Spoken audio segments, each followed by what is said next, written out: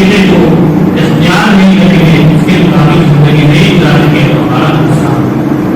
اس لیے پہلی کوشش یہ ہو ہم گناہوں سے اپنے آپ کو بچائیں، گناہوں سے رکیں، بریک لگائیں، سوچ سوچ کر قدم بڑھائیں، نہیں معلوم ہے اس کو سیکھیں، پوچھیں، اور بہت سے گناہ ایسے سب کو معلوم ہے یہ گناہ ہے، اس سے بچیں، بچنے کی کوشش کریں، ہمت کریں، ہمت ہی سے کام ہوتا ہے، ہمت کرنے لگے نہیں کرنا ہے تو 50-10 مرتبہ گناہ کرتے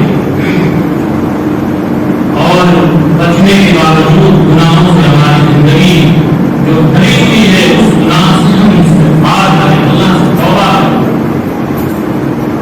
استغفار اور توبہ اس کا معمول بنائیں، اس لیے کہ کوئی شخص ایسا نہیں ہے جو گناہوں سے بچا ہو، انسان کی فطرت ہی ہے گناہ کرنا۔ تو پہلی بات تو گناہ ہماری زندگی سے نکل جائے، گناہ نہ ہو جان بوجھ کر، اور گناہ ہو گئے یا ہو رہے ہیں اور ہیں تو ان سے توبہ کرنا اور استغفار کو لازم پکڑ، اللہ سے معافی مانگے۔ استغفار اللہ سے گناہوں سے معافی مانگنے کی شروعات ہے اور اس کا اختتام توبہ پر ہوتا ہے۔ شروعات کا نام استغفار ہے اور اس کے اختتام کا نام توبہ ہے۔ توبہ میں 3 چیزیں شرط ہیں۔ سب سے پہلے گناہ سے رک جائیں، جو گناہ کر رہے فوراً اس سے رک جائیں، اور دوسری شرط یہ ہے کہ ندامت ہو، شرمندگی ہو، ہم شرمندہ ہوں اللہ کے سامنے سے یہ گناہ، اور تیسری شرط یہ ہے کہ آئندہ اس گناہ کے نہ کرنے کا پختہ ارادہ ہو۔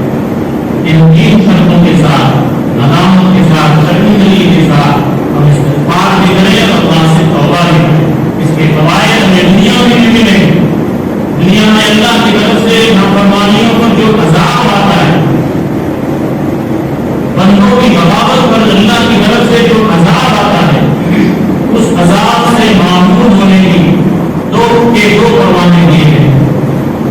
زمین پر امن میں 2 پروانے اللہ کی طرف سے دیے گئے تھے، ایک پروانہ تو اٹھا لیا اور وہ ہے نبی کریم صلی اللہ علیہ وسلم کی ذات اقدس۔ دوسرا پروانہ یہ استغفار ہے۔ قرآن میں کہا ہے وما كان الله ليعذبهم وأنت فيهم وما كان الله معذبهم وهم يستغفرون، کہ اللہ ان کو عذاب نہیں دے گا، یعنی اپنے بندوں کو اللہ عذاب نہیں دے گا اے نبی جب تک آپ ان میں موجود ہیں، اور جب تک یہ لوگ استغفار کرتے ہیں۔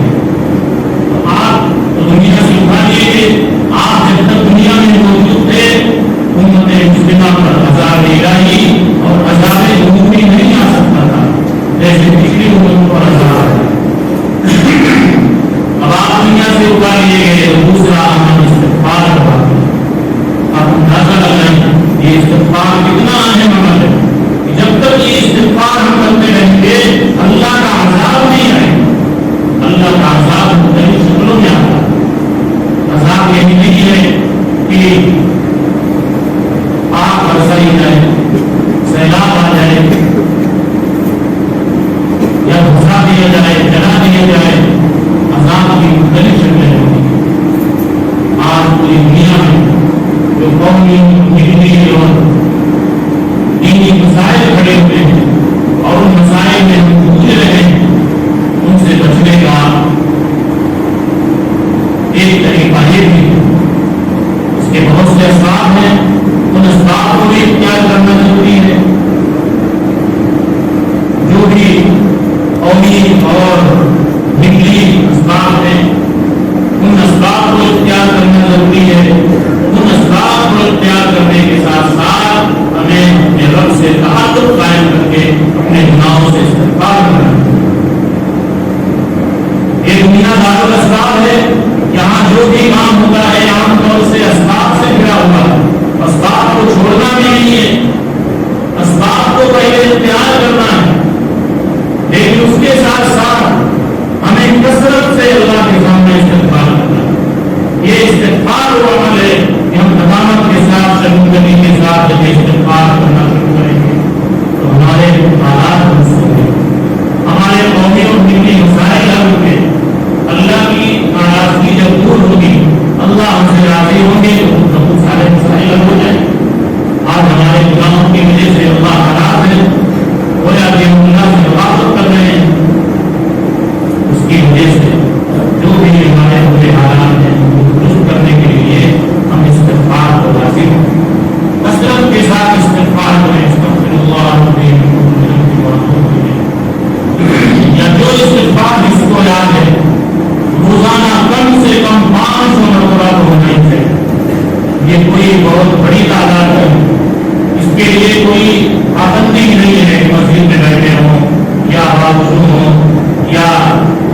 بیٹھے ہوئے ہوں کھڑے ہوئے ہر حال میں ہم اللہ کا ذکر اور یہ استغفار کر سکتے ہیں. اس لیے کثرت کے ساتھ ہر شخص استغفار کرے اور اس کو لازم پکڑے. پھر اس کا فائدہ کیا ہوگا؟ عذاب الہی سے عذاب عمومی سے ہم نے گزرے. کوئی عذاب اللہ کی طرف سے ہمارے اوپر نہیں آئے گا جو عمومی عذاب ہو اور پورے طور سے پوری قوم اس میں مبتلا ہو. ایک فائدہ یہ ہوگا. اور دوسرا فائدہ ہمارے گناہ صاف ہوں گے. ہم ندامت شرمندگی کے ساتھ اللہ سے توبہ استغفار کریں گے. ہمارے نامۂ اعمال سے گناہ صاف ہوتے چلے جائیں گے اور جب گناہ صاف ہوں گے تو اس کی برکتیں ہمیں خود بخود ملیں گی. پھر کیا ہوگا؟ دنیاوی مسائل بھی ہمارے من لزم الاستغفار. اللہ کے نبی صلی اللہ علیہ وسلم نے فرمایا من لزم الاستغفار جعل اللہ من كل ضيق مخرجا من كل هم فرجا ويرزقه من حيث لا يحتسب. جو استغفار کو لازم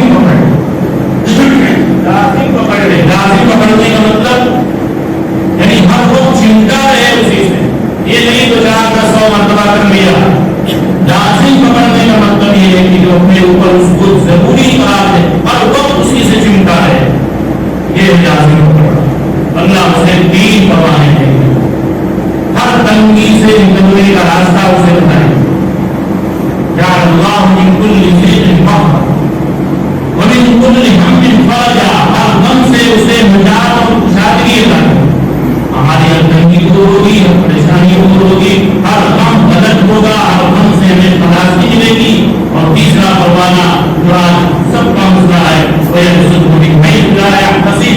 ایسی جگہ سے اللہ اس کے لیے اسباب زندگی کا اور رزق کا انتظام کرنے کے لیے مانگے. یہ وہ چیزیں ہیں جن کی ہمیں دنیا میں پہلے ضرورت ہے, جن کے لیے آپ دوڑ ہے اور کوشش ہے, جن کو جوڑ ہے. ان اسباب کو اختیار کرنے کے ساتھ ساتھ ذرا ہم اس مسئلے کو بھی آزمائیں. گناہوں سے سب سے پہلے اپنے آپ کو بچائیں.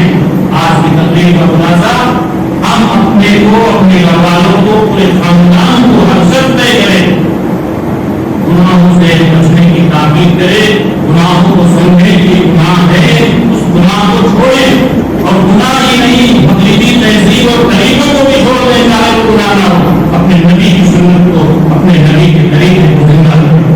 اور دوسری چیز, کثرت کے ساتھ اللہ استغفار کریں, زبان سے بھی اور اپنے عمل سے بھی, نماز سے پڑھ کر بھی. یہ اللہ اب تک جو زندگی گزری گناہوں میں, ہم اسے سچی پکی توبہ کر کر اب آپ سے اپنا تعلق قائم کر کے گناہوں